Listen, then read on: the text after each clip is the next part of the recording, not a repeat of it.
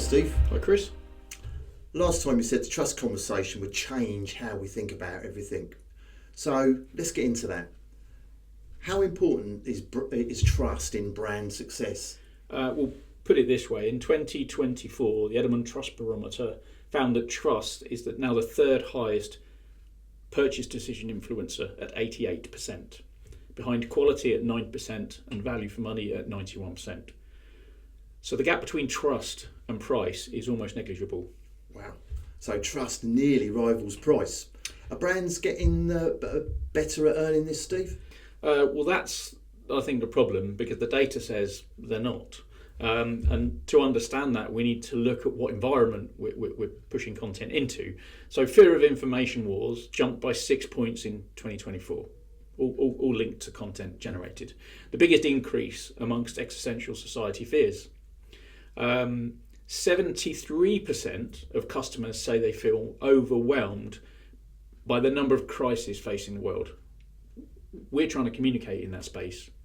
And in that environment, brands are only meeting 69% of their social media objectives. So the old playbook isn't working. We need to think about quite heavily about what content is. Is that because the audience has fundamentally changed? Absolutely. And it's not one shift, it's generational. Boomers and Gen X prioritise trust and data protection. Millennials look more for ethical behaviour and strong company culture. Gen Z, more than any other generation, want a genuine commitment to diversity and sustainability. And 79% of them say brand trust is a decisive factor in what they buy. I guess different triggers, but trust runs through both of them.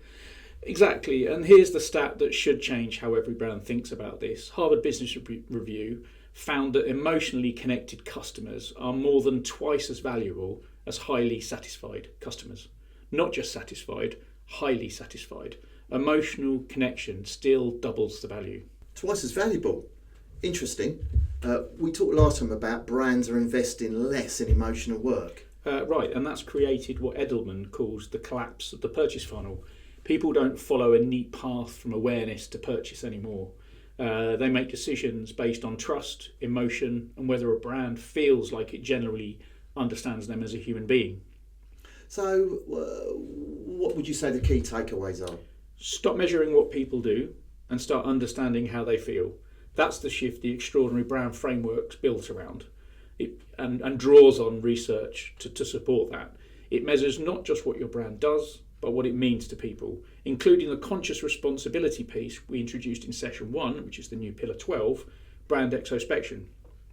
That's really interesting. So next time we're going to get practical. We're going to discuss what actually happens when you go through this process and what do people come away with. And that's the one thing that brings it all to life.